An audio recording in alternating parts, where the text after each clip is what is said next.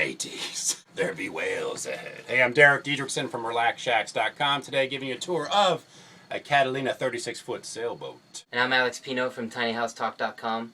And today we're going to explore this boat, and maybe you can come up with some ideas where you can use some of these features for your own small space. We're in Cape Coral, Florida here. And I suppose first we should show you the exterior of the boat. For the record, not our boat. Wish it was though. This thing's gorgeous. Let's go check it out.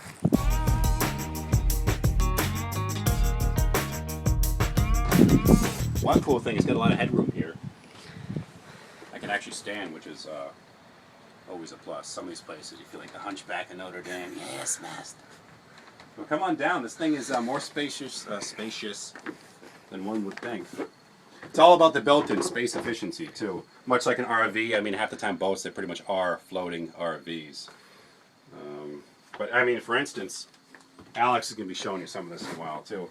This table right here, most of you boat owners already know this, drops down with a few extra cushions, becomes a bed for two, where Alex is sitting right now. Same with this two-seater here. This one drops down, you get sleeping room for one, for two over here, and under the stern of the boat. This was kind of been used for storage right now, so it's kind of a little bit cramped up. But I think you can sleep 7 or 8 people, surprisingly, in this boat when all has been transformed. That was my circa 1980s Transformer sound effect right there. Check this out. Skylights with the netting too.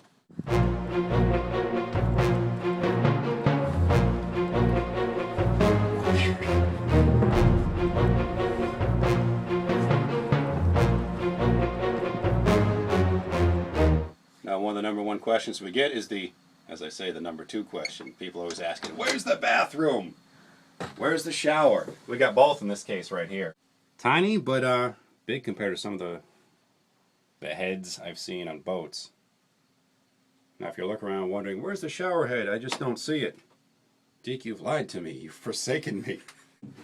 I actually came in here at first because I'm wondering the same thing. This pulls out. There's a bilge pump here in the floor, so after you take a shower, you can pump all the water out into the ocean. So please use biodegradable soap. No, there's a tank that holds that as well. And a tiny little toilet here. There. And I mean, storage galore. Like in tiny houses, the key is storage, hidden shelving. You know, they have a lot of stuff in this boat. It's just all hidden in a very clever fashion. People don't talk about much, too, and this isn't really a case that exemplifies it. But in small spaces, if you add in mirrors, especially big ones, you know, you've probably been to a restaurant where you walk in and think, oh my God, this place is enormous, realizing only seconds later there's a giant mirror in the back wall. But mirrors do give the illusion of space, so it is something to consider if you're building or decorating a small space. But I can't stand in here, but it's not bad. Here we are in the kitchen, and as you can tell here, the sink it's small, but it's really deep, so you know things won't really flush around much. And there's lots of storage. Like if you open this here, it's really deep. You can fill this up with tons of stuff. There's all kinds of pots and pans, full-sized ones, all stored in there. And then all this stuff. I mean, there's tons of storage. And then these are sliders, so you can see everything that fits in there. It's all about securing down your belongings when you're underway too, because you know boats are going to be rocking and moving. Check out that, Alex. Check out the stove at the top there. It's a cover and counter space that hides the burners, but it's actually a cutting board as well. So this pops out? Yeah, you can put your fingers on it and kind of pop it upward. Yeah, yeah. See? Oh, nice. So it doubles. Multifunctional. So yeah, cutting board / counter / cover for that, so it's out of sight, out of mind. And the refrigerator and freezer is over here. And there's still enough room for a microwave. Where's the jacuzzi? Back here. So I mean, this boat pretty much has everything. Hooks up here. Yeah, I mean it's a little house. As you can see here, even this brass oil lamp, you know, when you're underway, everything is secured down. It's tethered to the table as well. Stuff you usually won't have to do in a tiny house or, say, a tumbleweed, those kind of things. Unless you're on the highway driving all the time while living in it, which probably wouldn't be super safe. And I haven't even looked yet. Yep, of course. There is storage under all the seats. I figured there must be, because that's one of the... Anytime I build something too, it's like you gotta put storage under the benches. And if you don't, you're just wasting a lot of space. And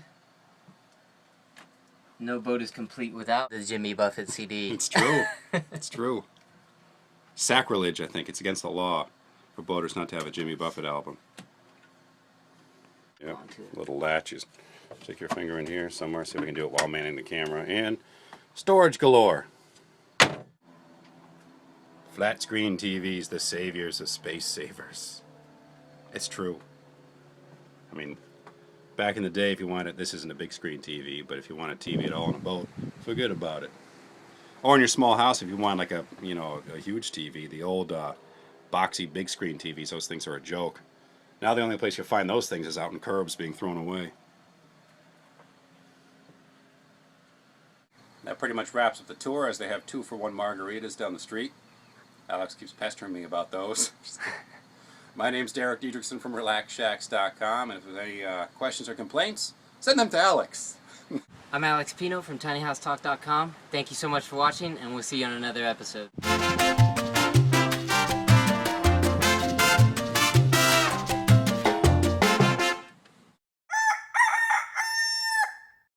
Now I end it by jumping in the water.